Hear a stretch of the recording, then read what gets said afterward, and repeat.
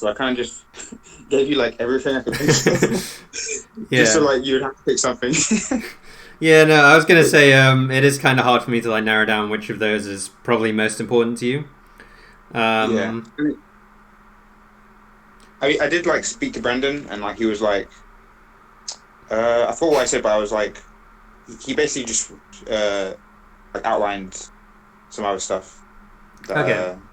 he thinks would be more like uh, beneficial to ask you, basically. Mm-hmm. Like, because I think some of the stuff like might be like some of the stuff like regarding like mentality stuff, like he said, might be uh, like he said basically like, oh, yeah, there's like Amada has videos for that, or like Levin has videos for that, or whatever. Like I should ask you more specific things. Yeah. Um, Honestly, for any mentality stuff, I said this to the other students, but just reading the Mental Game of Poker, I think I actually told you to read, or like said you should probably read it some other time. It might not have been you. I'm not sure. I've like recommended it to a lot of people.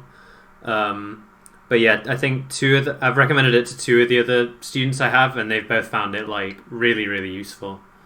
Okay, So any mentality stuff. I'll note Uh, that down. Check that out. yeah, I think it might be pinned in the Discord actually. Oh, cool. See if it is. Yeah, it's the second pin. But yeah, I would just like read through that book, and a lot of it pertains to melee. I think it's way better than I'm sure you've heard of like In a Game of Tennis and Yeah, tennis and Art of art of Learning. learning. Yeah, I think this one's way better, and it's less of a autobiography and more of just like a practical, like examples of stuff. So yeah, I think that would be the best for mentality stuff. Let's see what else you put down. Thinking about the game theory and meta was quite interesting point to me. I don't know. I feel like that's something you just get from like I don't know how much melee you watched like on streams or YouTube VODs or stuff like that. Yeah, like for the longest while, I haven't been watching too much melee. Like, and whenever I had, like, it's probably just purely like entertainment. Yeah. I feel like a lot of the time for me, I'll be watching a stream, whatever, and there'll be like a Falco matchup. And I'll just kind of watch it through the lens of like, would I have done that there, or like, what would I have done instead? It's pretty tricky for me, honestly, to like not think like that when I'm watching. Okay. That's just like my natural response. Or if I see the opponent do something really weird, or something that I wouldn't expect them to do if I was playing them, then that also sort of like, clicks in my brain as like something to think about. And I think the more you think about your own games when you're playing and like reflecting after you've played someone, again, just like situations and stuff like that will start to stand out more. And then I think the idea of like the meta that people play to becomes a lot easier to spot. Yeah. And then you can sort of classify people as like either playing like very meta or not. So, for example, with Moths in the UK, I'd say that Brandspeed's a very meta Moth in the matchup, whereas I'd say someone like Aiken or AC are like very off meta. Yeah. Because if you load up a VOD of Moth versus Falco, like any of the top 100, pretty much all of them will play how Brandspeed played versus you, but it would be very hard to find one that plays like AC or Aiken, I feel like. Yeah. Would you say yeah, go on. like well, for instance, the things like you, like where you're saying if you're watching a set, like you're gonna think like, would I do this?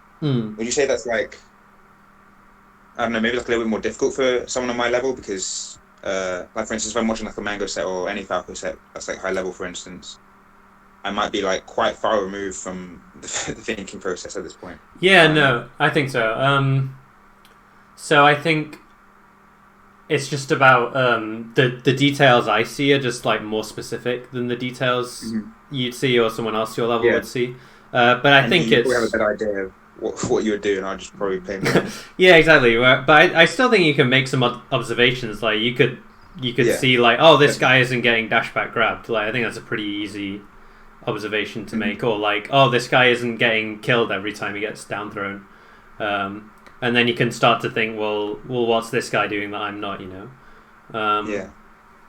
So yeah, and then you just build up from there, and then for me it's like, oh, this guy is doing wave dash out of shield, dash back, pivot grab, and when I'm in this position I do double shine and then wave dash and chase the roll and all that stuff, and it's like, a lot more specific, but I think the general principle is still there of like, seeing what's different between your play and the person you're watching.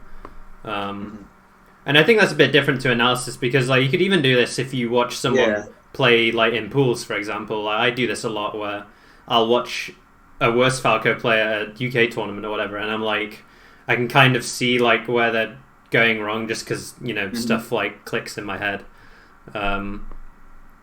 So yeah, I think if you try like anytime you're just spectating the game to sort of look at it through a lens of would I do this or wouldn't I do this, and why or why not, I think it just becomes natural to think about the game more and like theory and stuff.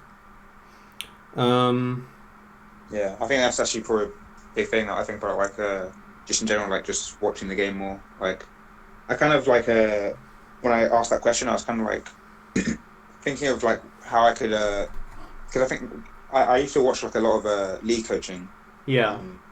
When I was getting better at league, I was doing stuff like that, and like so I was trying to like kind of like think about like what things got me better at league, like think about what things got me better at league and like how to like apply it to melee.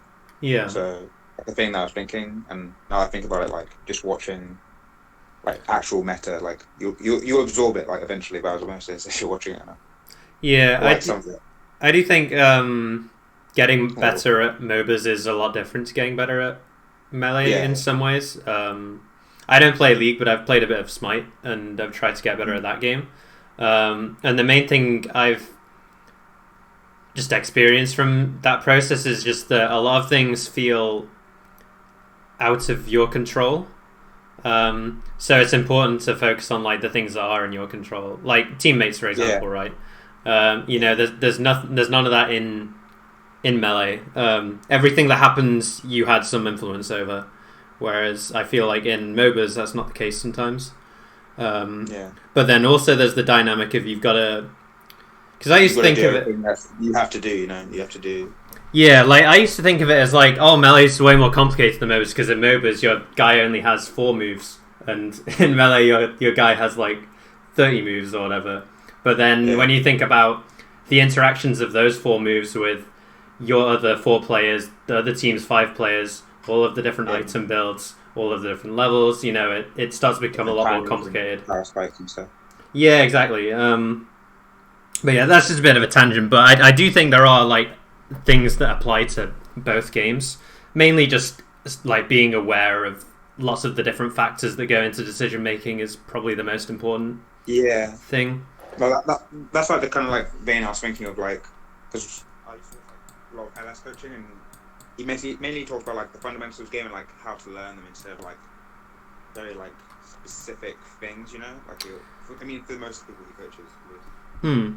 So I mean, I think fundamentals is like a pretty tricky concept to like define, especially in fighting games, because a lot of stuff's like really abstract, like spacing and timing and stuff like that. It's not like people compare melee to rock paper scissors a lot, but it's a lot more contextual, and it's like rock paper scissors, but then sometimes rock beats paper if you throw rock at a different timing to when they threw paper, or rock was at 50% and paper was at 100%. It's like there's way more going on, but I guess the idea of this beats this still stands, but I think it's quite easy to get lost in sort of the rock paper scissors mentality. But I think the general approach to getting better at melee is pretty much always the same, of like finding a situation you're struggling in, thinking about what's going wrong, what you're doing wrong, what the opponent's doing, and then either watching a VOD of a good player, asking a good player what to do instead, or trying to lab the answer for yourself. in 20XX or just trial and error in games. And I think getting better is just repeating that process over and over again for different situations. And what separates people's sort of how quick they improve is just whether the situations they're focusing on is important or not. Okay. Like, I think it's very easy to get caught up in getting good at situations that don't really matter over the course of a tournament set. Assuming getting the best results possible in tournament is like one of your primary goals, which I'm going to assume it is. Yeah, I didn't have like a super like clear defined goal, but I basically just decided that I was like, it might not be like the best thing to have, but like just be like the best I can be, and like kind of be relatively like, I guess, proud of like progress I'm making, and also like a half of it was like I want to be better than brand speed, just so I can start talking with my playing friendly, or talking more, I should say. Yeah, so I feel like seeing the progress is something that, like, if you're working on the wrong things, it feels like there's no progress at all. Because, you know, you're still getting down throw down tilted and 4-stocked every game or whatever. But if you're working on the right things, say, you know, having good, really, really good mix-ups out of getting down thrown, and now it's suddenly gone from, like, you've getting 4-stocked every game to, like, you getting 2-stocked every game because, you know, you're not dying in the same way every time. And you're forcing them to outplay you in more situations. Obviously, I'm not saying that's happening to you, but sort of like... but yeah, just like, you know, focusing on something like that where literally this one decision decides whether you lose your stock or not is way more important than, like, I don't know, something like exactly what option you pick in neutral every time. Because a lot of the time in melee as well, even if you lose neutral, a lot of the time you don't die for it. Because, you know, there's so much defensive counterplay. They can mess up and then give you an opening, stuff like that. So I think it's a lot of the time it's more important to focus on, like, the big stock swings. So, like, when you're off stage, like, because something like that, if you're good at recovering, it can easily turn into your own openings.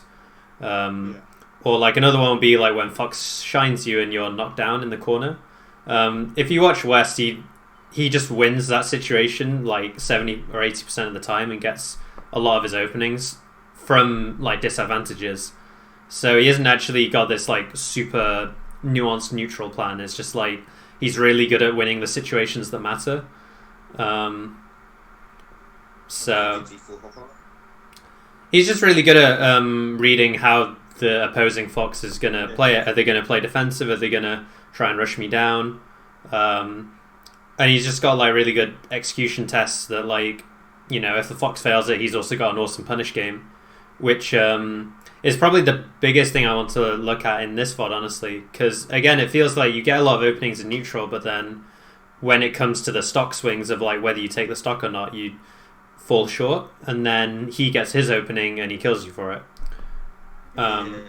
Which is really where the sort of common view that like punish game is more important than neutral comes from, because like it doesn't really matter if you win neutral 10 times but then you mess up once and they kill you for it. So seeing results quickly is like, I don't know, I think it's kind of annoying that punish game is usually the answer to that, but because it's a very like solitaire sort of game, I feel. And I think neutral's way more interesting, but I think you just kind of need to have a really good punish game if you want to see the quickest results. I think also like it does pertain to like high level neutral game. Like you need to have a punish game to really like, I guess, understand it properly. If you don't have any like, well, not I guess, but like you need to have something to threaten with, you know. Yeah, well, punish game. I feel like neutral would be different if everyone didn't kill each other in one stock, you know. Yeah, and that's why neutral looked different back in 2007 or whatever. But yeah, like punish game links directly to risk reward. Like if I know this guy isn't going to kill me for guessing wrong, then you know I'm going to make all these crazy reads and it doesn't really matter. But you know, if I'm playing someone like Sechi, for example, like I guess wrong, I'm fucked, right? So it definitely changes how you play neutral, because you're going to go for safer stuff. You're not going to take certain risks. So yeah, having the go on. I was just gonna say that that's something like even like as simple as it is. Like I probably didn't even really think about it when playing Brandon. Like I kind of like obviously I knew like I was getting fucked up and I wasn't punching hard enough. Like he was even saying it. Yeah. Like I wasn't like I didn't like it didn't change how I thought of how I was playing neutral. You know, I didn't think like okay, I should like even as a status where I'm not punching, like I should be worried about his punish. You know, like I should be playing like to not get grabbed more. Or, like, yeah. Not very punished. Yeah, like in this game, I definitely feel like you should be the one that's way more scared, and he should be the one that's kind of carefree because he hits you. His openings per kill is probably like 2 or 3, and yours is about 5 or 6 or even more. But yeah, so that's what I think about punish and neutral. And then again, for practice, it's just like practice and playing in friendlies. I think it's just about that process I outlined earlier, and just if you haven't got anything to work on, then you focus all your attention on picking up on what are the most important things that are happening in this game, and then obviously you go away, go to the lab or whatever, figure out some stuff, and then when you come back, that's what you're putting all your attention into. And I try to keep it to 1 or 2 things that I'm focusing on. Usually it's one thing that's like offensive and one thing that's defensive. Okay. Or I might have a variety of things so that I can like tailor it to who I'm playing against. For example, if I'm playing against Prof, then I might want to work on my defense more, like slide off DI on up airs, stuff like that. Whereas if I'm playing against a random Fox on unranked matchmaking, like I probably want to work. I don't want to work on slide off on up throws because he's going to up throw me like once every 3 games probably. I want to work on like offensive stuff, like say I've got some new shield pressure I want to practice or a new edge guard I want to try out. So also tailoring what you're working on based on the opponents you have available, I think helps as well. Yeah, and I mean, luckily now, like with all the new net play stuff, it's quite easy to find the right opponent for you. So it isn't as big of a factor, but I think it's still important for being like as efficient as possible. Okay, I think that that like gives a bit of an overview, I guess. Yeah, no, I think that was pretty much it from what you said. Obviously, I could go into way more depth on any of those stuff, but I guess that's some stuff for you to think about and sort of apply to your process in your games. Okay, so I'm going to share my screen, and then hopefully you'll be able to see it on your phone.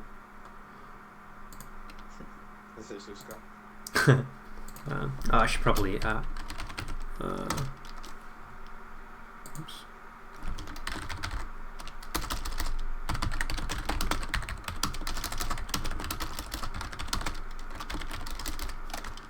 Are you still going by Boohbah, or is it Sir Joe now, or whatever the Discord? Just Boohbah's fine. Okay. I changed it. It's a thing I was doing for some reason. Fair enough. Okay. But yeah, was there anything specific? Have you watched this setback actually, or not? I actually haven't. Okay. Do you remember anything from the set in particular that was causing you trouble, or Like specific interaction? Yeah, or just like a general trend. If you don't, then that's fine. Also, we can just go into it raw. There's probably a lot of things, but I'd say one of them that is like particularly annoying is like if like I feel like are we trying to establish laser control or something? And I'll like be a little bit off on the spacing or something like that, or I feel like I'm a little bit off, but I'm probably major off on spacing, and like I'll get like hit by it, like I'll get hit by his aerial or something, or like I'll just get stuck for bad spacing. Yeah. Even if I have like an idea about what I want to do. Yeah, it did feel to me like a lot of the time you had good positions set up and then you just get reversaled in some way. And again, because his punish game is really good, he just needs like 4 of those cheesy reversals to, beat you really bad, So But yeah, I can definitely point some of those out. But I can definitely remember a few interactions where something like that happened. Is it working for you? Is it playing and everything? Yeah. Cool. Okay.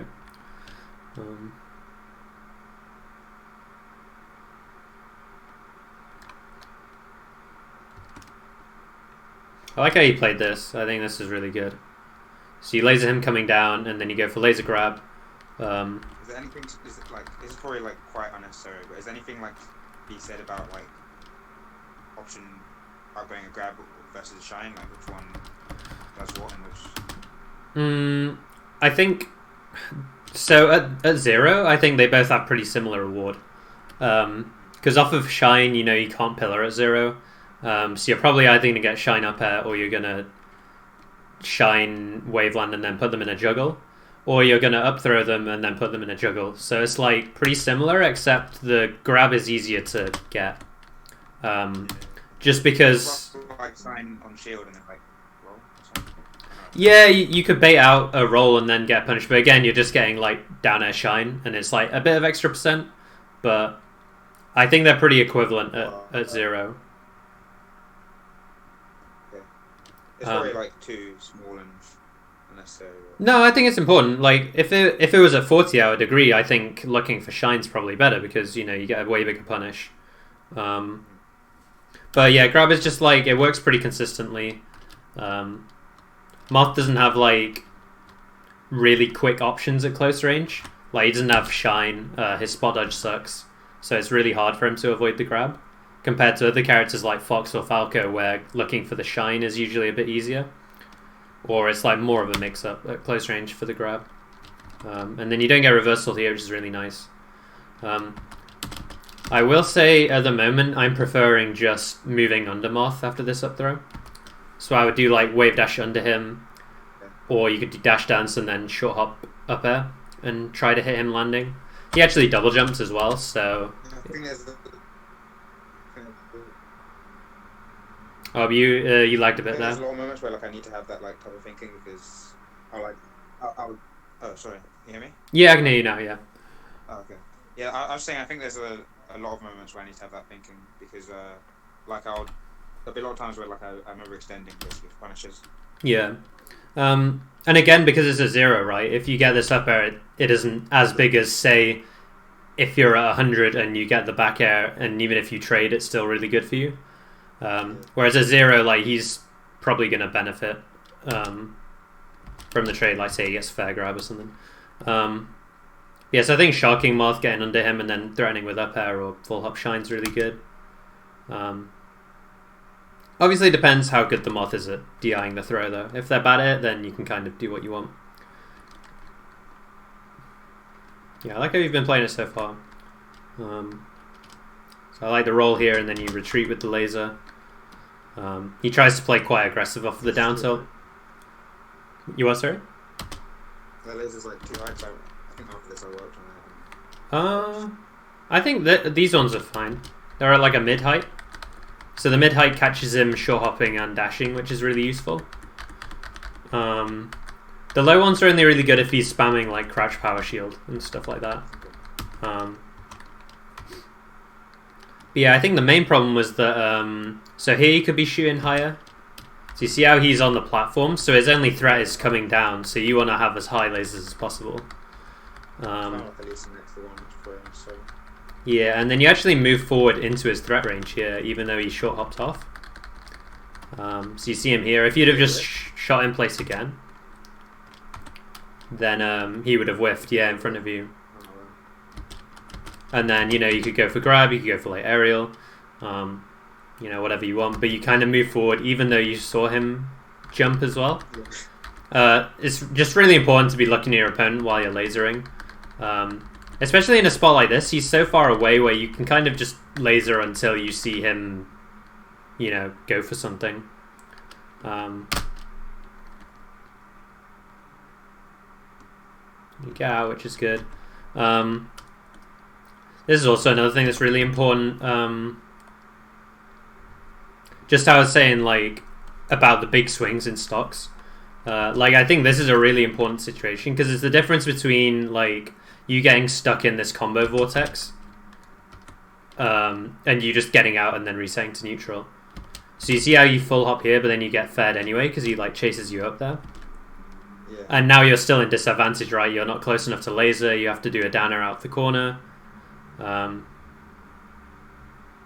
You haven't really been in that good of a... Like, you haven't been in a spot where you could get a laser out this whole time. I'm back to, like, a neutral advantageous position.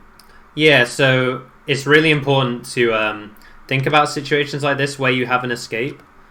And escaping in the best way possible. So here, I would be thinking about maybe full up and then double jumping, and then if he throws out this fair, then you get out for free.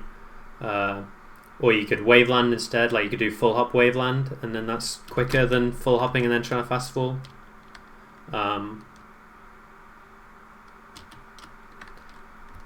Because yeah, like this shouldn't lead to like an extended punish for him really.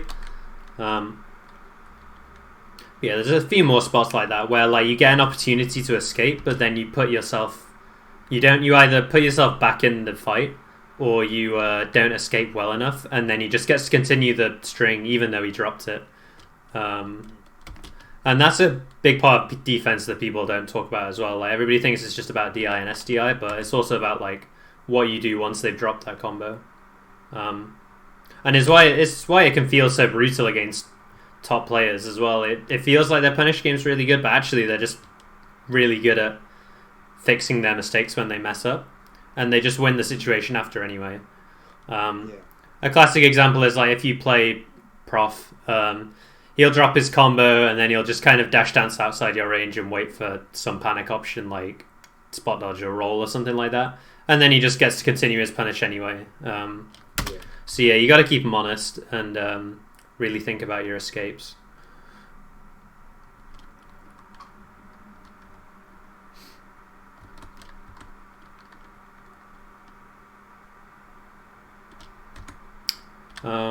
I think drifting to the right would have probably been better here. Just because if it hits, then you get a better combo. And if it misses, then he can't like hit you for it anyway. Yeah, exactly. So it's like it's a win for you, or it's like an even situation. Whereas here, like you end up trading damage, and he's got the percent advantage on you. There's probably also a time where space he's gone up to the top platforms like okay, I can take I can go on him basically. Just wait. Yeah. You also don't have to do this, but you can just like wait under him, like you say. Yeah.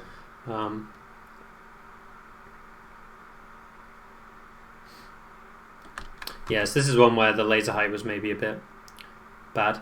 So the main reason it's kind of bad here is because the only way he can hit you is by moving forward on the ground, because his aerials don't go fast enough. So if somebody can only move on the ground, then you want to shoot low, right? Because that's the only way it'll sort of hit. Sorry, I just got distracted by a DM. So shooting at this like middle height sort of height isn't really valuable here. Whereas if you just shot low, like you're hitting him with a laser at this range, which is like one of your best positions in the matchup. So yeah, just something to think about. Yeah, I've been trying to work on the lasers, and I could just think about it like I guess very simple terms, just like no, they also like they still do cover like not the same space, but you know what I mean, like it's not like a well, I don't know, yeah, basically just like covering low and then covering high all the time. Yeah, I mean, in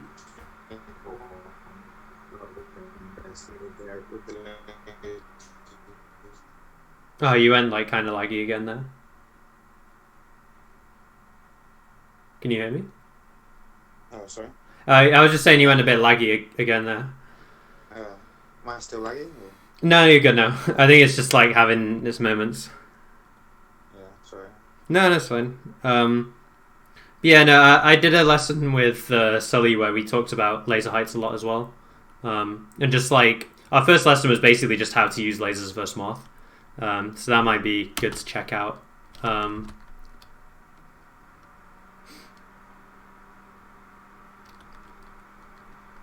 Yeah, so this is another one where like you set up a good situation. So I'd also say this one was a good situation as well. And and you like don't get the hit, and then you set up another one, and you don't get a hit, and then when you do get the hit, it's like kind of a stray back air, so it doesn't really lead to anything. So I feel like a lot of the approaches you're going for once you have a good situation are kind of lackluster, I'd say. I think this one was fine because it was like reasonable that you might hold shield. But say this one, you're just like naring in place. Yeah, it might have been a flub and you might have tried to like nair into the corner. But I'd also be thinking like this guy's been rolling a lot whenever you've got like nearest shield in a good spot. So yeah, I think that was the other thing you were saying about habits as well in the description thing. So yeah, that would be a habit I'd be picking up on. Is like, what does he do once I'm in a threatening position to him? And at the moment, he's just trying to run away from you. You know, he's not back airing out of shield here or like stuff like that. Would you like usually just like try and like just when you're playing a set, just be like just think like not one dimensionally, but just pick like one thing. You know, like you see one thing, like you notice one thing, just like focus on that thing for now until you see like another thing maybe, or like unconscious now, something like that, is it? Subconscious. Yeah. Yeah, I think it can be both. I think what happens is you have those like conscious things you pick up on, and then eventually you see it so much that it becomes an unconscious like adaptation. But definitely for now, like again with melee, it's like if you pick up on one or two habits for your opponent, if you have a good punish game, that can be like several stocks you take because of that one read. So picking up any of these sorts of reads, like if Brand Speed is playing against Mango would just do like short up towards him, waveland back, and then he'd kill him off of a shine at 27, you know? So being able to pick up on habits, especially in the most common situations as well, which is why, again, something like down throw down tilt from Moth is so potent, because it's a very common situation that comes up, and, you know, the risk reward in it is very skewed. So that's again why on the defensive side as well, like if I was a Moth player, I'd be getting really good at playing out of shield, out of lasers in this position, because I know it's one of my worst positions, and it's where like a lot of Falco's damage can come from. So yeah, just like getting good at the most common situations that happen in a matchup is really important as well. I'll often not often, like reading a role would be like one of the most common things I would pick up, I think, like punish, you know what I mean? Like, execution will fail me. Yeah, that's just something where like practice certain like sequences you do in neutral. So for example, practice laser dash wave dash back, or laser short hop waveland back, or you know shine wave dash back on shield, stuff like that.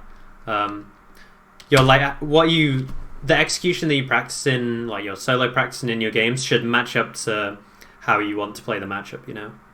So if you're relying on like reading rolls to get a lot of your damage, then how much you practice stuff to do with that should be reflected in like your like training regime or whatever.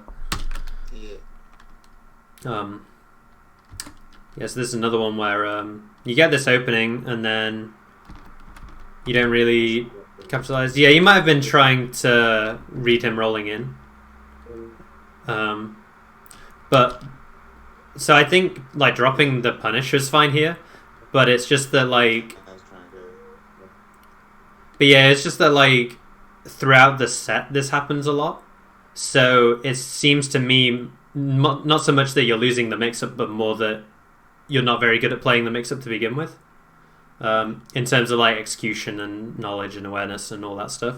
Yeah, I think that's true. I'm not sure how true it is here, but I think like I could probably like cover most options from my positioning, like cover most options easily, like with Dare or something. Yeah, so here you have a 50-50, or you can reaction tech chase if you want, but the easy 50-50 here is you just up tilt if they, or you can do forward smash if they tech in place here. So So actually, more importantly, I think you should have drifted more forwards with your down air. Yeah. Because you want to set up a position where up tilt can cover 3 options, and then you can cover the 4th with like a hard read of some sort, charge forward smash, jump shine, something like that. But because you land on the opposite side, and then he, so you can still cover 3 options with like forward smash here, and then up tilt the roll in. But obviously, I think up tilt's maybe better than forward smash here. But yeah, the point is like setting up tech chases where it's a 50-50 that's skewed. It's just really strong in the punish game. Like especially a forward smash on Moth here will send him like pretty far off, and then you have a good edge guard.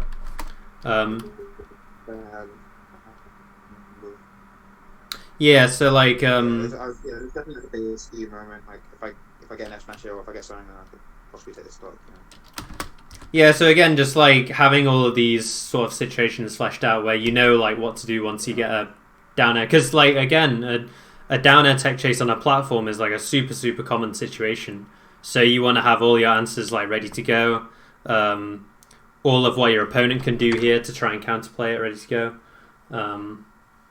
Yeah, just like I said at the beginning, just getting good at all of the common situations is probably the most important thing for improving.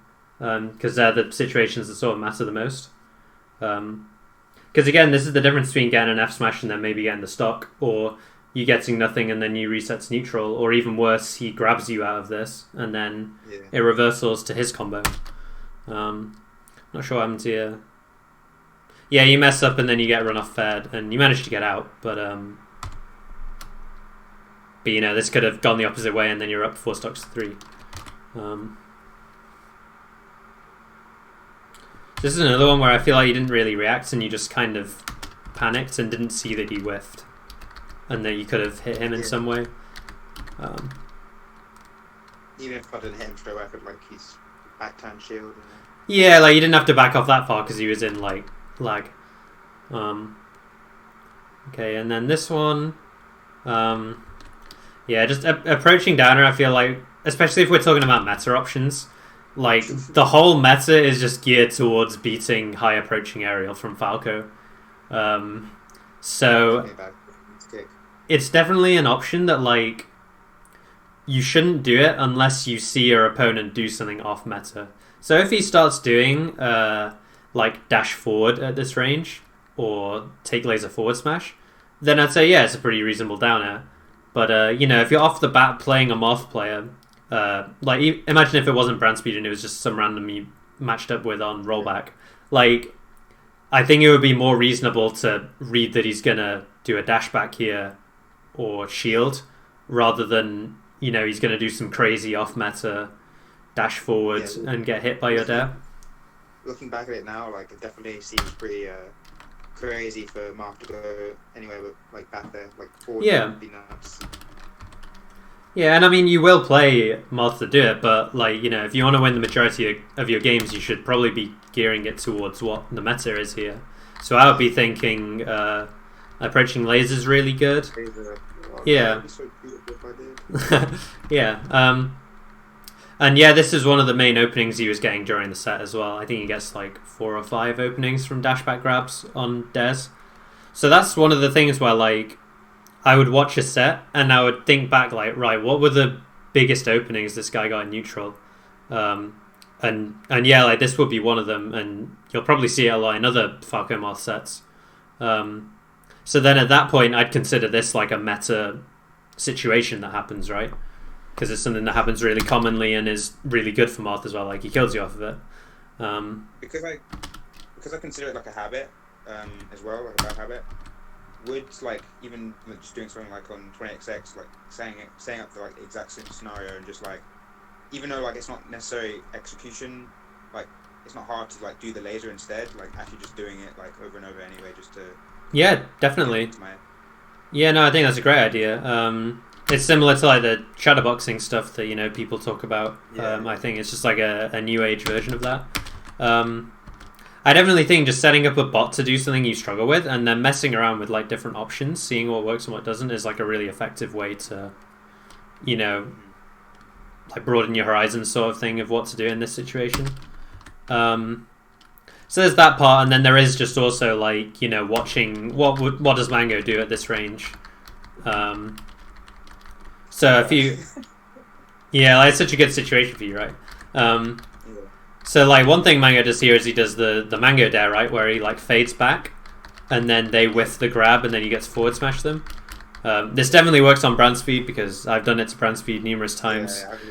But yeah, just like, you know, you don't want him to get away with this pretty like autopilot, like standard Moth. You don't want to let your opponent get away with like the standard things that they do all the time, you know, because that's just putting them in their comfort zone. Yeah, exactly. So, you know, if you play and every time you do approaching laser or mango down air or, you know, some crazy dash dance timing mix up, like, that's going to throw him off, and then he has to try and figure out what to do. He probably isn't ready for everything you can do, so then, you know, he's trying to improvise and he's less practiced, and then when he does beat it, he's like off balance and then doesn't get as good of a punish, and like it just sort of cascades, and like the more you do stuff that is off meta and like people don't expect, or you're one step ahead, it just keeps going better and better for you and worse for them. Like snowballing. Yeah, exactly.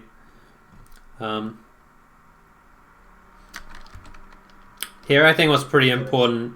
So I think the up air's fine. First of all, you took his jump. I don't know if you noticed. No, I'm so bad at it. I just look for the rings. I call them the party rings, like the snack. But there's like little rings below. Can you see them? Yeah, I always look for those. So I always look below the character. Because it's pretty hard to tell if he's jumping here, right? If you look at the character model. Yeah. But if you look at the party rings, then you see that, you know, he's fucked. So then, yeah, so once you take the jump, or even after you just get that pair, I would definitely be turning your back instead. I was going to say. Yeah, just because, you know, back air's bigger hitbox, hits above you more than down air does. And then I can, like, know he's probably want to go to the ledge. Yeah, and it just, like, pushes him off as well, which is great for you here. Whereas down airing back on stage, or even if it hit him the other way, it would probably just hit him to the ledge. And yeah, especially when Moth doesn't have a jump, you just want to hit him out and high. Unless you can like down smash him off stage or something. But yeah. Try and do the comment winner thing. Yeah, the logos. I was going to ask about that. Yeah, no, it is pretty good. You can fast fall out of it as well if you need to. Let's get onto the ledge. Yeah. I think you can fast fall around here. I don't think it would have made a difference, but yeah. Even back fall to the ledge, right? I'm assuming drift a little bit. Yeah. Not to the ledge, like back on stage, sorry. Yeah, you could also like back out if you see it's not going to go well for you. But again, like another important thing here is working out exactly which stalls to do when, because there's quite a lot of nuance to it. Yeah, exactly what like position he's in. Yeah, and again, it's something that's really important to focus on, because if you guess right and have the plan down, then you get the stock here, whereas if you guess wrong, then, you know, he's killing you at 8. So that would be another example of a situation I'd be putting a lot of time into, because it's, you know, a stock deficit or stock advantage if you play it well or play it badly. So I think here...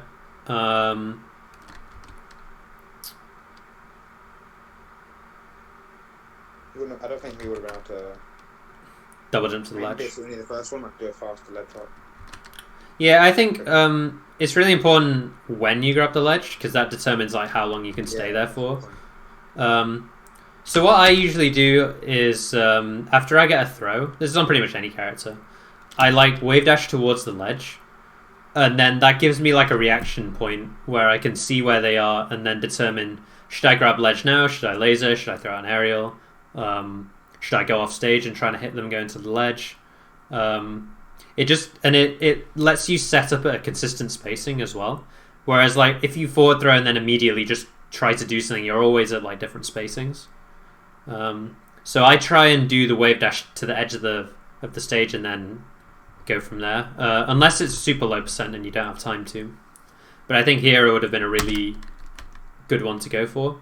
And then you probably would have ended up grabbing the ledge at a better timing, and then it would have just gone better.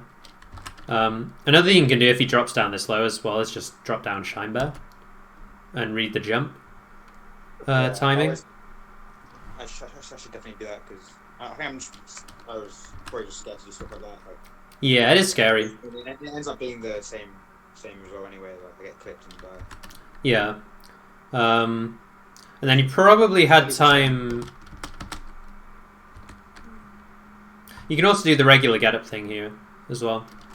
Is there like, I don't know about percentages, like is there merit for like up throw or down throw here? Instead of forward throw? I'm a fan of forward throw. Up throw can be good, especially if they don't know how to DI it, because you get up throw down air here. But I think the forward throw is just really consistent, and it sets up for a good edge guard. So for this one, I think regular get up was the way to go. You just regularly get up, and then you can Moth Killer or down smash or backflip over his up B. I think all of those would have worked. Have to be like perfectly rolled like back to like furthest point, or can you just Moth Killer like from like regular get up? The Moth, the KGH Moth Killer. Have you seen that? What, the light shield?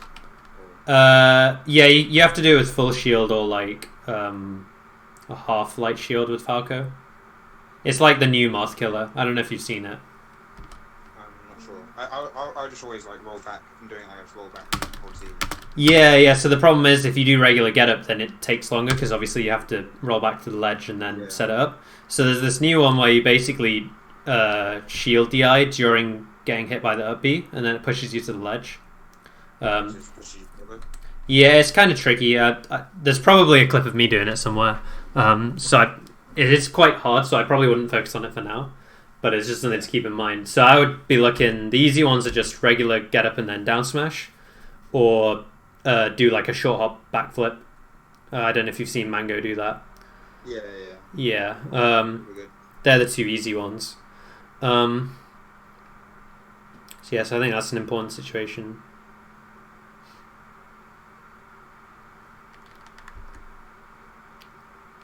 Yeah, and then again here, I think the laser jab is fine, but this one, where you do like late aerial and then jab, I think you want to do something more valuable, so like shine grab or dash back and then try to back air him, or read a roll or something like that. Instead, you're like leaving yourself open to getting reversal here. Where it's like, I definitely don't need to use 100%. Yeah.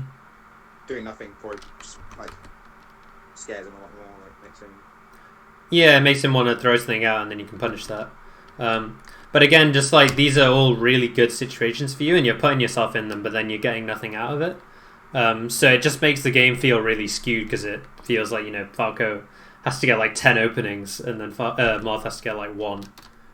I'm not sure if this will end up being the scenario, but I think there was like some scenarios when playing him where I would get him to like a high percent, and it would be like kind of I'd be playing well in neutral in a way, like, well, quote unquote well. Yeah. But, like I'm like pressuring him and like blah blah blah, but like I'm not getting the hit, I'm not actually getting the kill, and it's like it ends up being not playing well, because I'm like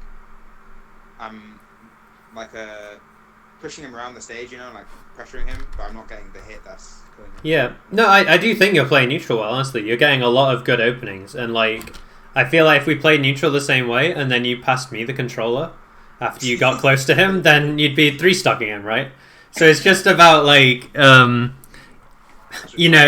it's weird because in Melee, like, it's not just about one part for neutral. You got to be good at all the parts of neutral for it to really come together, which is kind of unfortunate in some ways because it can feel like, oh, I know all this stuff, but then I just get grabbed anyway and die. So I think you have a lot of the like long range neutral worked out pretty well. Like your lasers are good, you're spacing around Moth well, but then once you're up close to him, it feels pretty underwhelming. So I'd definitely try and watch like Mango or PP and see what they do once they're up close versus Moth, and I think it'll look a lot different to what you're doing when you're up close. When they put themselves up close? Yeah, so when they create the same... Like, they're creating the same openings that you are. it's just they know what to do better once they are that close to Moth. It could also be that you're like, some people get this where they're kind of surprised that they're in such good scenarios versus people better than them, and then they end up kind of playing the situation badly because they're not ready for it. I don't know if that applies to you. I'll say somewhat. Like, I wouldn't say it's necessarily like being like scared or surprised, but it's like I don't have experience in doing it, you know. Okay. Yeah. No, I think that's a different thing of just like a knowledge. A knowledge like deficiency then, I guess. But yeah, no, I definitely think your neutral's been fine. It's just like, you know, this wasn't a kill and it should have been like an easy back air. Did I have like a was grab technically like bad there because like I could just forward tilt maybe as well? No, I think the forward throw is fine. Again, like, you know, you get the forward throw, you grab the ledge, you let him be on stage, and then you just don't finish him off. So I think maybe your view of like how valuable grabs are is kind of skewed towards them being bad because you're not like following up off them properly. Yeah, true. Like, grabs are really, really good versus floaties. And, you know, everybody says, oh, Falco's grabs are bad or whatever.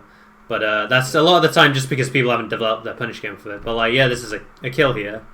So, again, really important to get those, like, situations that come up a lot down. For that edge guard, like, sequence, yeah. That, like, I mean, Brandon was basically just saying back air, but, like, I do notice, like, I did notice, like, Mango was always doing, like, the dare thing, like, the double dip dare. I'm not sure how that works exactly. So the thing is, he's at 140 here, so he's probably going to die from the back air. Is what stands out to me. But if he was at lower percent, it's usually a mix-up between, you know, they have to DI in to survive the back air, but then that opens them up to double down air. So that's like the standard go-to here, I'd say. There is some more complicated stuff, but it doesn't matter because you're not at that level yet. So I'd just focus on really nailing that like 50-50. And then, yeah, it does just get to a certain point where around this percent, bear just kills, so you may as well go for it.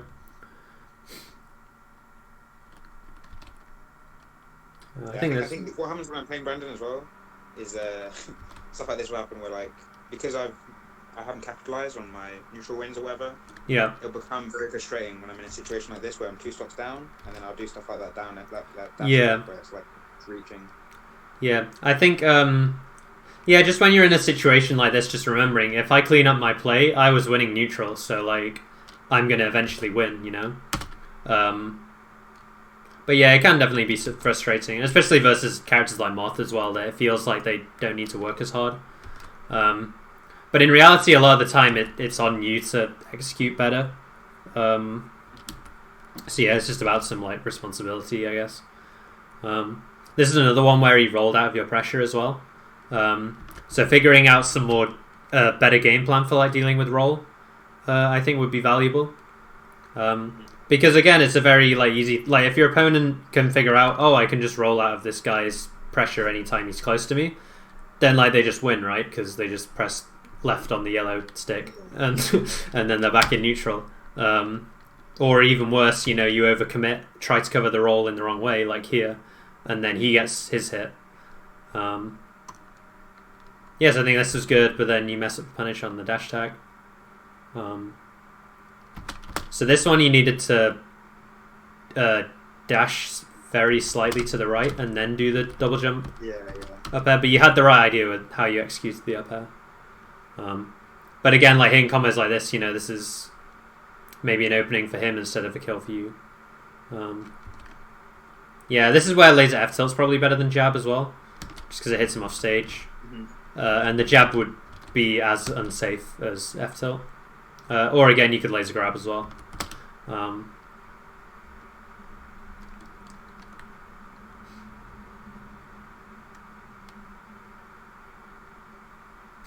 Yeah, you're just getting like reversaled in pretty like silly ways. Like none of this should really be happening, right? I don't know if it definitely goes into the frustration. Yeah. Going back to about the book, I was saying there is a part. There's a lot of it talks about different types of tilt, and there's definitely some that would like pertain to how you tilt in game.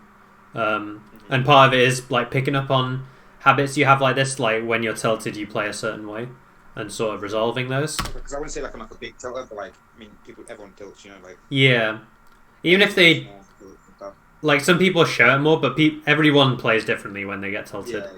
Yeah. I would just be back throwing there probably. But yeah, you get the kill, so it's fine. Yes, this is another one. Like common situation, but again, it's slightly different this time because of the percents now. So again, I don't think early down is a very valuable option here, right? Because even if it hits like here, you don't get a combo because it's too low percent. I guess if I was, I did this. Yeah, you just don't get anything here because of how the down air hits. So you actually want to be looking for, again, laser grab or late aerials, approaching laser shine, run up shine can be good. But yeah, just thinking about like the different positions at the different percents and what's valuable and what's not. So like this downer would be really good if he was at say 40, and I think it probably would have caught his dash back as well. Just looking at the range. But then yeah, because it's a 0, it's like a completely different situation, right? Yeah, it just goes back to, how we were saying in MOBAs about, there's completely different in terms of awareness of like, different teams' levels. Like say a fight might be good when you're 1 level ahead, but not when you're 2 levels behind. Yeah. And it's the same with percents really. It's like, just trying to take as much context in as you can. And of course it's really hard because there's like lots of variables. But again, if you just focus on like one at a time, like say you do some analysis and you think about like a different game plans at different percents, right? Or like think about a situation or watch for a situation, but then think about it at 0, at 40, at 80, at 120 now. It seems pretty big. I mean, I think it's also in this matchup, but in the Sheik matchup, it yeah. Big to me. Yeah, no, it's big in a lot of matchups. Luckily, Falco like doesn't struggle as much as other characters in terms of percents, but it's still important. Yes, this is another one where I felt like you weren't really ready, so you get him in the corner because you did this mango dare, and you're like kind of, I think you have slight advantage here actually, and you just don't really do anything with it. So again, I think no one really scared of as well. Yeah, so again, it's just like these just close-up interactions with Moth. Once you have him in a disadvantage, you just don't seem to know how to capitalize. So the main mix-up here in these sorts of scenarios is Moth can roll is like a big one, obviously, to try and get out of the situation. Or he can throw something out, so he can throw out like forward smash or up tilt, or he can hold shield, right? They're probably the main ones he can do. He can also dash back if he's not in the corner. But yeah, so when we think about those 3 options, so if he's throwing something out, then like you can either try and rush him down and hit him before his move comes out, or you can try and wait and then whiff punish, right? If he's rolling, then yeah, you just need to kind of like hold your ground and wait for him to roll into you. And if he's shielding, then it's just about either trying to play outside of his range and bait out an out of shield option, or trying to get on his shield and pressure him and try and win a hit that way. Yeah. And then if he's dashing back at this range, say this is in the center of the stage, then you can just do like approaching laser. And that'll catch his dash back, and then you're on top of him. So I think if you do play Brand Speed again or whatever Moth, try and focus a lot on this sort of spacing, and like watch Mango PP, see what they do at the spacing. Ginger's also pretty good at it as well. And yeah, I think you naturally are putting yourself into this position anyway, so I think you'll find it comes up a lot. Yeah. And like, again, once you start getting good at that position, I think you'll be finding, the games go a lot closer. So yeah, it's like this is another one, right? you end up at quite close range to him, but then you up tilt instead, and then he rolls away, and then you're back in neutral. For chasing rolls, generally I just look to either preemptively move to where they're going to roll to. So say I get that laser, and then I would do another laser to sort of chase him down. Or if you're close enough, you can stuff like the startup of the roll, but that's pretty hard because it's only like 3 frames of vulnerability.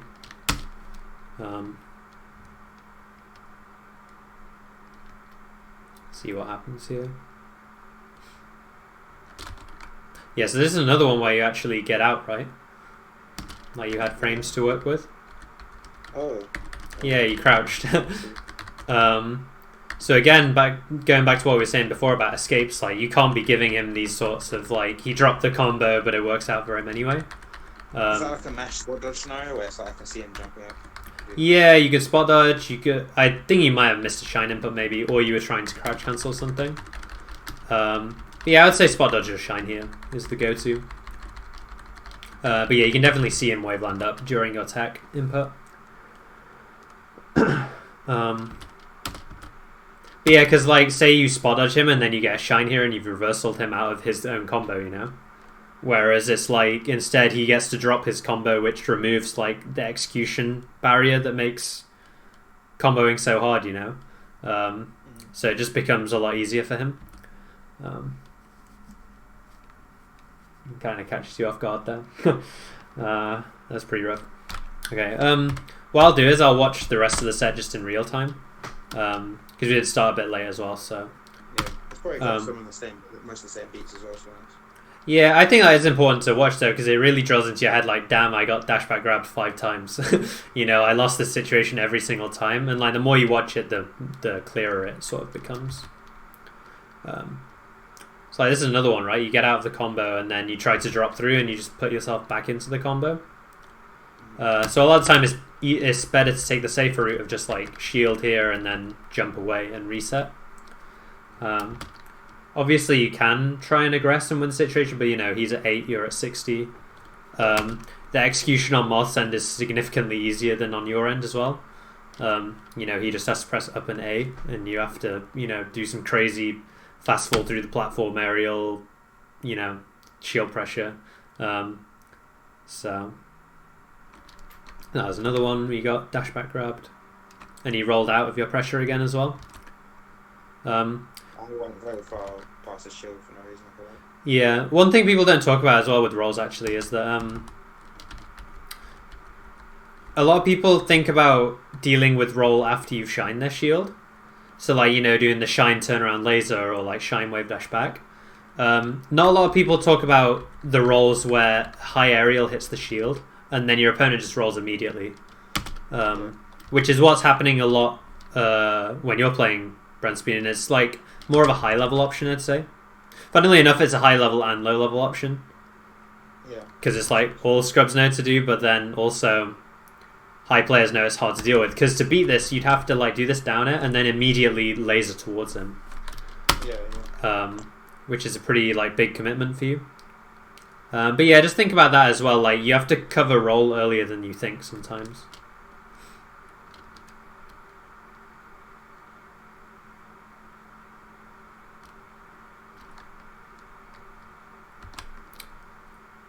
Yeah, so this is just you. You just guessed wrong and kind of chased him too far and respawn. What I like to do a lot of the time versus Moth is sort of read them trying to dash through me. So I would like dash forward here and then crouch or wave dash towards them and then wait. And then when I see them dash through me, I'll throw out a shine or up tilt or something. Because lots of Moths like to try and dash under you, right? Because it goes under Nair, gets through lasers. And yeah, what happens here is you end up chasing him twice. So 1, 2, and now he's out because you've not got invincibility anymore. So this is when you want to be thinking, right, I got to play a bit more conservatively now because he can hit me again. So yeah, a lot of the time you only really get one chance to hit them, and if you don't get the hit, then you got to kind of like accept that you didn't get the hit and just go back to playing normal neutral.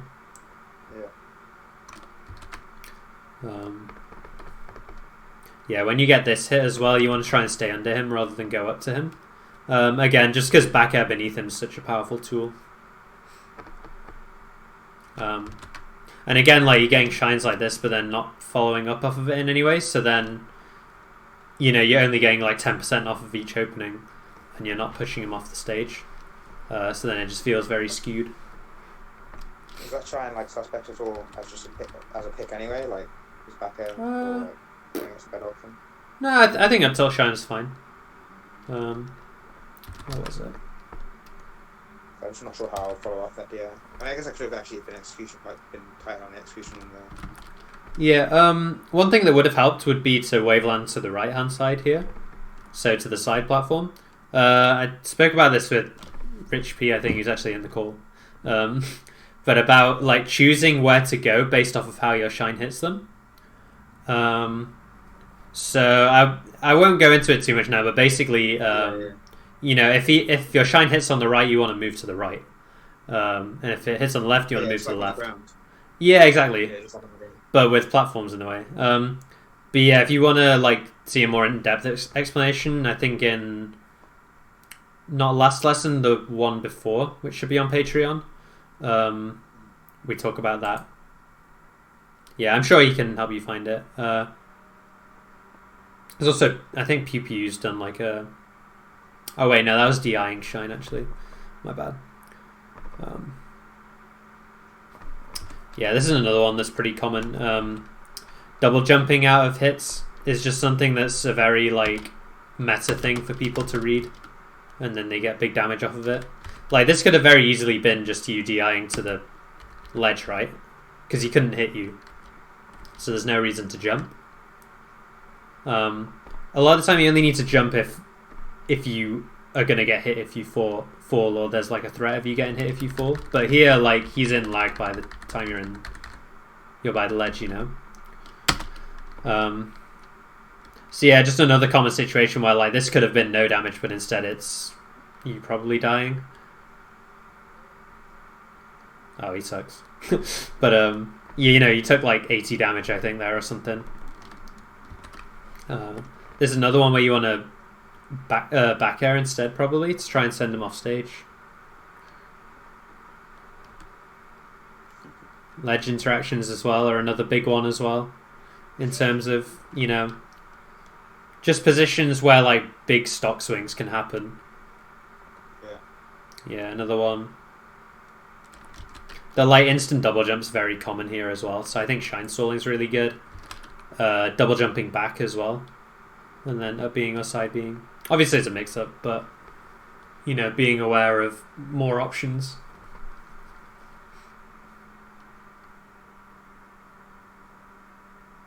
It's unfortunate. Yeah, like I actually think this is the first time he's actually like won neutral versus you, right? Where like, you went for your laser and he actually like outplayed you, instead of you get on top of him and then you kind of mess up and then he hits you. So just to showcase like how well you're doing in neutral, like that was one of the first actual openings he sort of earned, I feel like. The rest of it has just been like him capitalizing on you sort of messing up next to him and then just hitting you. I don't think there's much I can like say about that. That's like, if you get lasered like that, if you get a power shift like that, it's like you just gotta hold the argument. Yeah, exactly. But yeah, I don't necessarily think it's an execution thing when you close up. Like, I feel like your tech skill and stuff is fine. It's just you don't really know what to do once you're close. But yeah, I think I've outlined like a few things you can do and some people to watch.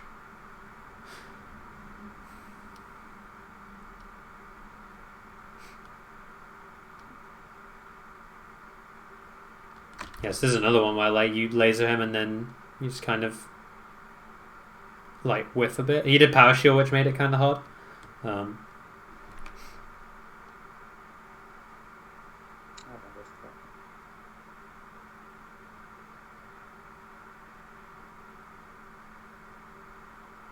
Nice.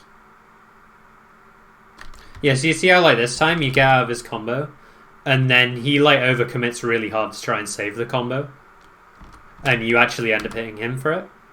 So that's the sort of stuff you want. You want to try and escape, and then like if he does overcommit, you're in a position to try and hit him for it. So stuff like full hopping or jumping, double jumping out, and then coming down with something can be good. And that edge guy, was I supposed to hold ledge? When do you hit him off? I tried the back air. But I think I just did the wrong option or something. It was after the back air. Yeah. Yeah, first of all, I think you were a bit slow getting to ledge as well. Yeah, I got back. So, like, yeah, you do laser, and then you wave dash, and then you turn around. Whereas you could have just done shine, turn around, wave dash to ledge here. Yeah. Or you can do like dash dance. Or you can do like dash dance and then wave dash to ledge. Can be good. So yeah, this is another important thing when we're talking about like big stock swings. Like getting the ledge as fast as possible is something that, you know, can result in a stock. So getting really good at practicing that and executing it in games is also important. But yeah, and then here you had invincibility from the ledge grab, so you're not scared of fair or anything, so you can just kind of hold ledge and then do regular get up and edge guard from there. So you want a regular get up once he falls like past the ledge. And yeah, that was just unfortunate. But yeah, again, like your edge guard, like it went from a position where you could take the stock to him getting your stock, right? Kind of bad shield pressure again that led to you getting grabbed. In fact, when you did get grabbed,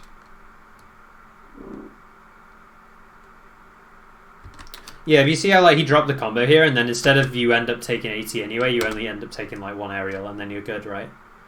So it just again like it makes it so that he has to work way harder to win the match instead of like, you know, he drops his combo 3 times, but it doesn't matter. And going back to the risk reward thing and the punish game stuff, like if he only gets his one chance and he knows that if he doesn't take it, then he's, you know, going to lose the game, then it puts a lot more pressure on him. Whereas instead of like he's got no sort of pressure to hit his combo because he knows he can just save it anyway.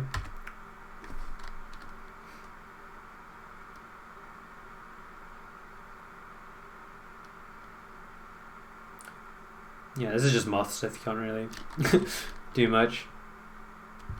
On this one, you could have just continued to fall, maybe wiggle out and then fast fall instead of double jumping, because he actually messed up his combo, so he ended up dashing to the right as you were falling. So then you should see that and be like, right, I can just fall to the ground now. Yeah, another power shield grab.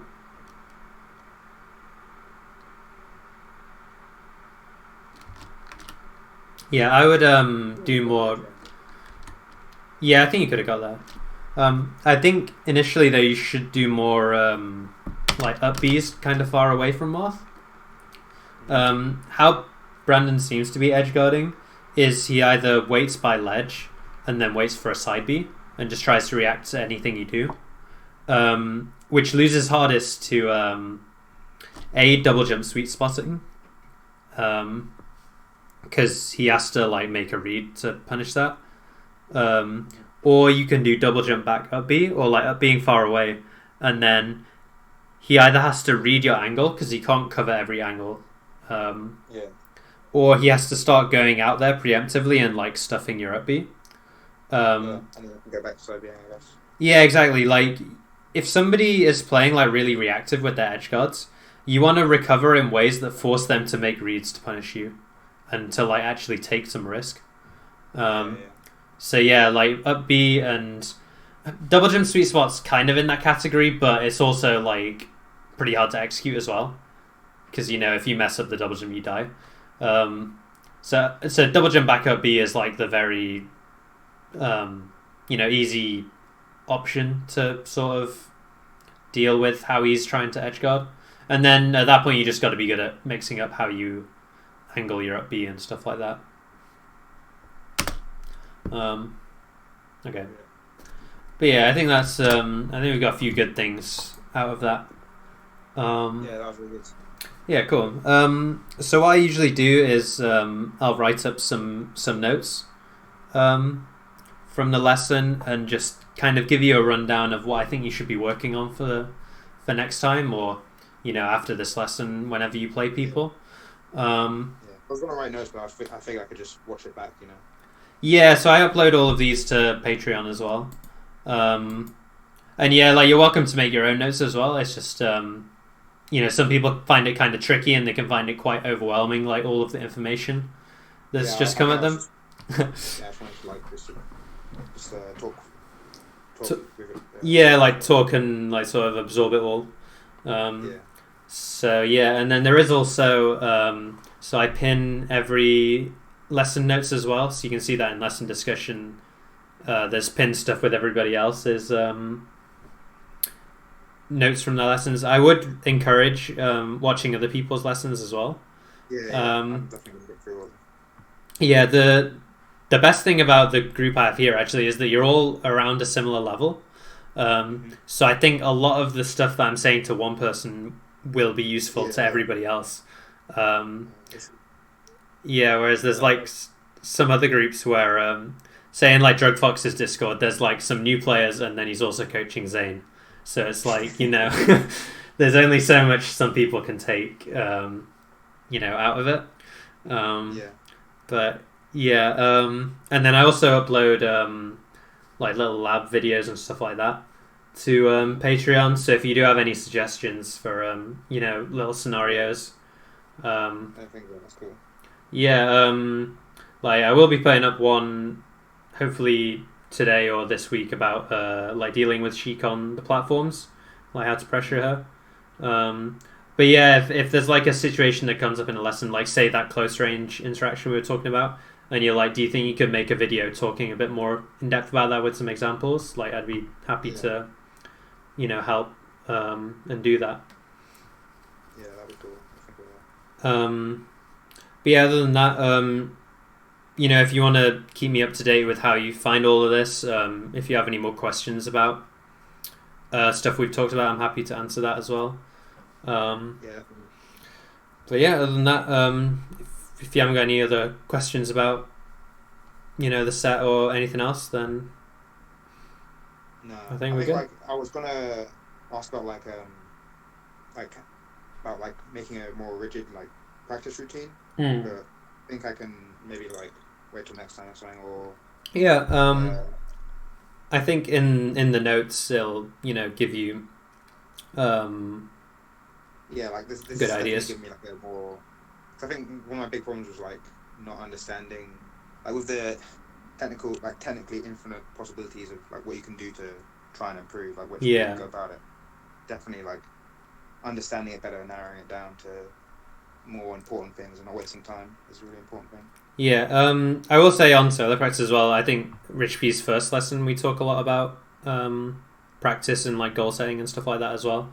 So that might also be good. But yeah, you said you're going to try and watch all of them anyway, so I'm sure a lot of your other questions will be answered through those VODs as well. But yeah, I think that's it. So I'll be sending out another link as well if you do want to carry on with it. And then same process. Yeah, I'll probably figure out later if I want to do the other tier or whatever. Yeah, and you can also take a break for a month if you want as well. That's what Sully's doing. Yeah. It's completely up to you. I think I'm gonna first just what's it called? Sit with this for a bit and just see how it is. Yeah, try and work on the stuff behind this, and then see how I respond to it in my future games. Yeah, that's cool. All right, cool. I'll see you in a bit then.